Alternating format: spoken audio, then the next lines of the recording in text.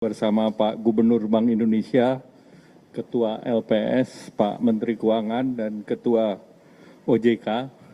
Tadi rapat dengan Bapak Presiden dan dilaporkan kepada Bapak Presiden kondisi perekonomian saat ini yang dari hasil tadi pengumuman BPS di kuartal pertama baik, kita pertumbuhannya di 5,61 dan pertumbuhan ini adalah di antara negara G20 tertinggi. Jadi kita di atas Cina, di atas Singapura, Korea Selatan, Arab, bahkan Amerika. Dan pertumbuhan ini di atas daripada ekspektasi dari berbagai lembaga yang biasanya mereka rata-rata di angka 5,2. Kemudian dari beberapa pertumbuhan kita melihat bahwa pertumbuhan konsumsi baik di 5,52%. Kemudian juga konsumsi pemerintah juga naik 21,31%. Kemudian juga dari segi ekspor dan impor juga positif. Dari segi lapangan usaha, sektor industri, sektor perdagangan, sektor administrasi pemerintahan, jasa lainnya, dan juga transportasi pergudangan, pertanian, dan konstruksi juga berjalan dengan baik.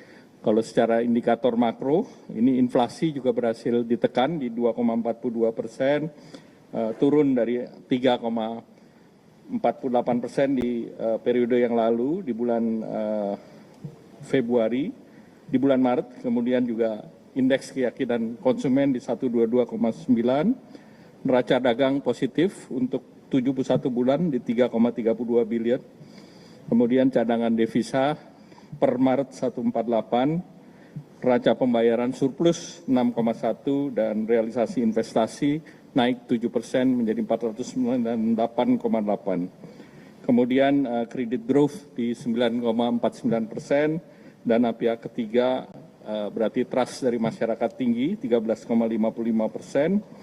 Dan kemudian tentu beberapa hal yang menjadi perhatian tentu terkait dengan Bapak Presiden melihat terkait dengan capital outflow, dan capital outflow tadi didalami bahwa disebabkan oleh pasar modal, kedua SBN, dan ketiga dinetralisasi oleh SRBI. Dan tadi disepakati, dilaporkan ke Bapak Presiden, kesepakatan kerjasama antara BI dan Menteri Keuangan, sehingga ke depan ini bisa dijaga terkait dengan capital outflow. Dan selanjutnya terkait dengan rupiah, Bapak Presiden menanyakan, nanti dijelaskan oleh Pak Gubernur, terutama juga terkait dengan diperdagangkannya mata uang Indonesia secara forward di beberapa negara. Silakan Pak. Terima kasih Pak Menko, rekan-rekan sekalian, Pak Menteri Keuangan, Bu Ketua OJK, Pak Ketua LPS. Selamat sore, Assalamualaikum warahmatullahi wabarakatuh. Tadi dibahas dan mendapatkan arahan dari Bapak Presiden mengenai nilai tukar. Berkaitan dengan dua hal penting mengenai nilai tukar. Bahwa yang pertama, nilai tukar sekarang itu undervalue. Undervalue, dan ke depan kita yakini akan stabil dan menguat. Kenapa undervalue? Tadi disampaikan oleh Pak Menko Bergon, fundamental kita itu kuat. Pertumbuhan sangat tinggi, 5,61%. Inflasi rendah. Kredit juga tumbuh tinggi, cadangan devisa juga kuat. Nah, ini adalah fundamental yang menunjukkan mestinya rupiah itu akan stabil dan cenderung menguat. Nah, kenapa dalam jangka pendek ini ada tekanan-tekanan nilai tukar? Sebabnya ada dua, yaitu ada faktor global dan kemudian pada faktor-faktor musiman. Faktor globalnya apa? Yang menyebabkan tekanan nilai tukar dalam jangka pendek ini adalah satu, harga minyak yang tinggi. Dua, suku bunga Amerika yang juga meningkat tinggi.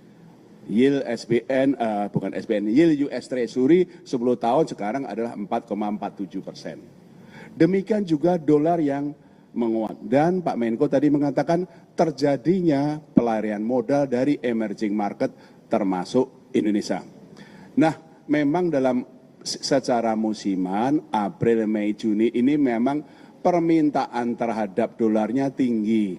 Ada untuk pembayaran repatriasi dividen, ada pembayaran utang dan juga untuk jemaah haji. Tapi rupiah adalah under value dan ke depan akan stabil dan cenderung menguat. Itu nomor satu. Nomor dua, ya, kami melaporkan kepada Pak Presiden dan Pak Presiden merestui dan kemudian memberikan suatu penguatan 7 langkah penting yang ditempuh Bang Nisa. Untuk membuat rupiah kuat, membuat rupiah itu stabil ke depan. 7 langkah pentingnya yang tadi kami laporkan apa? 1, kami akan terus melakukan intervensi secara tunai dan domestic non-delivery di dalam negeri dan juga non-delivery forward NDF di pasar luar negeri, di Hong Kong, di Singapura, di London, di New York. Kami terus akan melakukan intervensi untuk menstabilkan rupiah baik di dalam negeri maupun dari luar negeri. Cadangan devisa kami lebih dari cukup untuk melakukan stabilisasi nilai tukar rupiah itu. Yang kedua, tadi Pak Menko sudah menyebutkan, karena sementara ini SBN itu keluar, kemudian saham, meskipun dalam minggu-minggu terakhir hasil koordinasi dengan Pak Menteri Keuangan sudah mulai inflow, tapi year to date masih outflow. Sementara saham terjadi outflow, sehingga kami bersepakat untuk sementara ini SRBI dibuat perlu inflow. Sehingga inflow-nya SRBI bisa mencukupi outflow-nya SBN dan saham, itu koordinasi kami dengan Pak Menteri Keuangan sehingga betul-betul menjaga inflow-nya dari portfolio asing itu masih year to date-nya masih terjadi inflow dan itu memperkuat nilai tukar rupiah. Nomor 3, ini juga koordinasi dengan Pak Menteri Keuangan, BI akan terus membeli SBN dari pasar sekunder. Ini koordinasi sudah awal tahun koordinasi dan kita lakukan. Kami sudah membeli SBN dari pasar sekunder year to date adalah 123,1 triliun rupiah. Dan kami akan melakukan koordinasi termasuk nanti Pak Menteri Keuangan bisa melakukan masalah buyback dan segala macam. Koordinasi sangat erat antara fiskal dan moneter.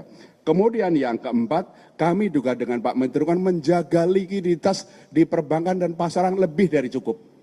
Yaitu terindikasi dari pertumbuhan uang primer yang selalu double digit. Di terakhir itu pertumbuhan uang primernya adalah 14,1%. Nomor 5, yaitu adalah yang kami sudah keluarkan adalah pembatasan pembelian dolar di pasar domestik tanpa underlying. Yang dulunya 100.000 dolar per orang per bulan, kita turunkan 50.000 dolar per orang per bulan. Itu yang kami langsung koordinasi dengan KSSK untuk penguatan, termasuk di dalam negeri itu adalah pasar yuan, Chinese yuan dengan rupiah sudah berkembang di dalam negeri. Karena lokal currency kita dengan Cina sama yuan, Cina sama rupiah itu sangat tinggi dan sekarang sudah mulai terbentuk pasar domestik yuan sama rupiah termasuk ini local currency sehingga itu mengurangi atau melakukan diversifikasi dari dolar sehingga itu bisa memperkuat. Nomor 6 adalah penguatan untuk pasar intervensi kami di offshore non-delivery forward. Supaya kita lebih mampu mengendalikan perkembangan nilai tukar di offshore, di luar negeri. Selain intervensi yang terus kami lakukan, kami juga membolehkan bank-bank domestik untuk ikut jualan offshore NDF di luar negeri. Sehingga pasokannya lebih banyak, sehingga itu akan memperkuat stabilisasi dari nilai tukar rupiah. Nomor berapa? 6 ya. Nomor 7 adalah peningkatan pengawasan kepada bank-bank dan korporasi yang terutama kami lihat bank-bank korporasi yang aktivitas pembelian dolarnya tinggi, kami kirim pengawas ke sana koordinasi dengan Bu Frederica Widiasari dari Ketua OJK untuk memastikan bagaimana stabilitas sistem keuangan terjaga. Terima kasih Pak Menko. 25.000. Ya. yang tadi pembatasan pembelian dolar yang sudah kami turunkan dari 100.000 menjadi 50.000, kami persiapkan, kami akan turunkan lagi menjadi 25.000 sehingga pembelian dolar sampai dengan atau di atas 25.000 itu harus pakai undeling. Ya, itu yang kami akan perkuat, ini akan kami perkuat dalam negeri. Pak Menko, sudah cukup? Download Tribun X sekarang, menghadirkan lokal menjadi Indonesia.